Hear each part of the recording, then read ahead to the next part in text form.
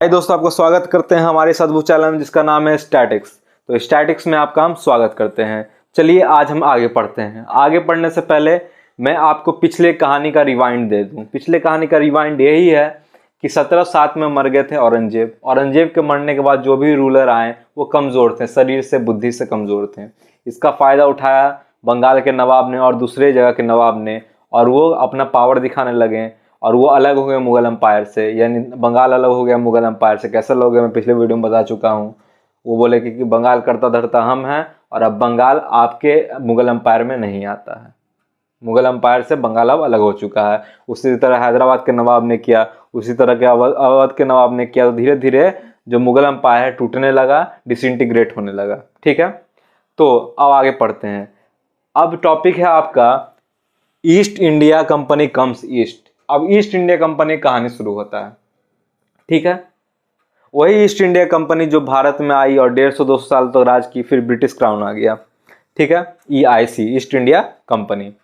तो 1600 में east India company ने चार्टर राइट ले लिया था। किससे? 1600 में ईस्ट इंडिया कंपनी ने चार्टर राइट ले लिया था क्वीन एलिजाबेथ वन से।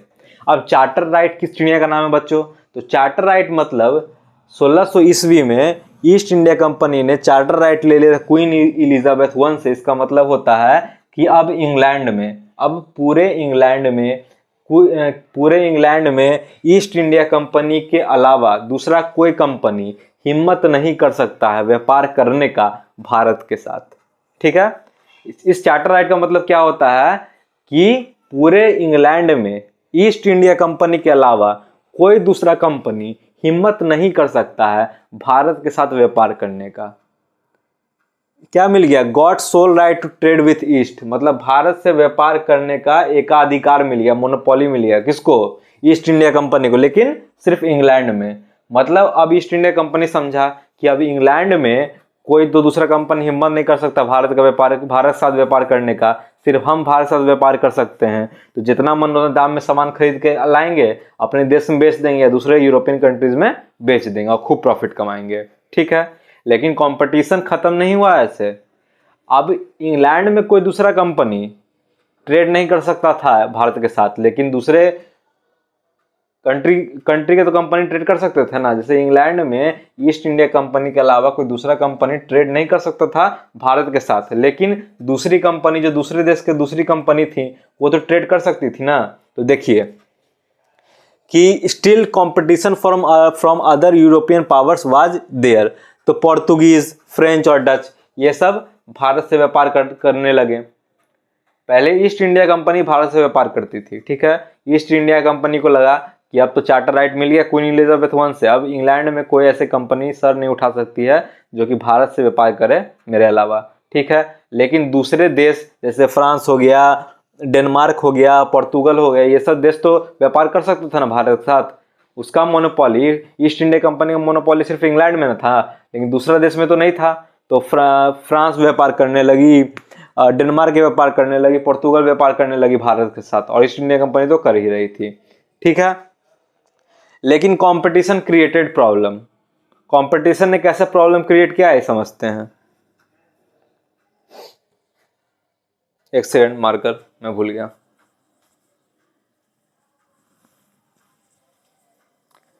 तो देखिए, मान लीजिए ईस्ट इंडिया कंपनी के भारत में व्यापार करने हैं। वो 2 रुपए में कोई सामान खरीदी, ठीक है, और वो अपने देश आके या दूसरे यूरोपियन कंट्रीज में 10 रुपए में वो सामान बेच दी। तो कितने का प्रॉफिट हुआ? +8, 8 रुपये प्रॉफिट हुआ। लेकिन वही दूसरे से ईस्ट इंडिया कंपनी आए, भारत से बोली 2 रुपए देंगे सामान दे दो। वो बोले ठीक है ले जाओ, 2 रुपए दो, सामान ले जाओ, थोड़ा मोड़ा प्रॉफिट हमको हो रहा है। भारतीय बोले थोड़ा मोड़ा प्रॉफिट, पैसा हमको बच रहा है, जाओ ले जाओ। लेकिन वही डेनमार्क आ गया, बोला कि तुमको ईस्ट इंडिया कंपनी 2 रुपए दे रहा है ना, भारतीय तुमको ईस्ट इंडिया कंपनी 2 रुपए दे रहा है ना, हम 4 रुपए देंगे। तब तो भारतीय के मन में लालच आ गया। कोई बिजनेसमैन को मन में लालच आ जाएगा कि एक यहाँ 2 रुपए दे रहा है, एक यहाँ 4 रुपए दे रहा है, 4 रुपए वाला को बेचेंगे। ठीक है, तो तीसरा कंपनी आ गया, पोर्तुगल आ गया, वो बोला 6 रुपए देंगे। ऐसे करके अब ईस्ट इंडिया कंपनी मजबूर हो गई। कैसे मजबूर हो गई? कि वो तो 2 रुपए दे रही थी, लेकिन दूसरी कंपनी इसी सामान का 4 रुपए दे रही है, तीसरी कंपनी इसी सामान का 6 रुपए दे रही है। अब ईस्ट इंडिया कंपनी को सामान तो चाहिए भारत से, तो वो बोली क्या, तुमको हम 8 रुपए देंगे। ठीक है, 8 रुपए दी और दूसरे देश में कितना भी महंगा बेचे 10 रुपये में बेच सकती है, तो 2 + 2 का प्रॉफिट हुआ। यहाँ +8 का प्रॉफिट हो रहा था, +2 का प्रॉफिट हुआ। मतलब पहले ईस्ट इंडिया कंपनी सिर्फ जब मोनोपोली ट्रेड कर रही थी तो वो 2 रुपये में सामान खरीद के 10 रुपये में बेच रही थी, लेकिन अब दूसरे देश की कंपनी भी भारत के साथ व्यापार करने लगे तो कंपटीशन क्रिएट हुआ, तो वही सामान जो 2 रुपये में खरीद रही थी ईस्ट इंडिया कंपनी, उसको सामान 8 रुपये में खरीदना पड़ रहा था। तो जहां प्रॉफिट 8 रुपये का हो रहा था, अब यहाँ प्रॉफिट 2 रुपये का हो रहा था, यानी प्रॉफिट घट गया था। इसी तरह दूसरे कंपनी के आने से प्रॉब्लम क्रिएट हुआ, कॉम्पिटिशन क्रिएट हुआ ईस्ट इंडिया कंपनी के लिए, ठीक है। और दूसरी बात, सब एक ही चीज खरीदने में इंटरेस्टेड थे, सब सेम चीज खरीदने में इंटरेस्टेड थे। जैसे मान लो कि एक सेकंड, कि ईस्ट इंडिया कंपनी को, ठीक है, ईस्ट इंडिया कंपनी को चाहिए कॉटन, ठीक है, भारत से ईस्ट इंडिया कंपनी को कॉटन खरीदना है, ठीक है।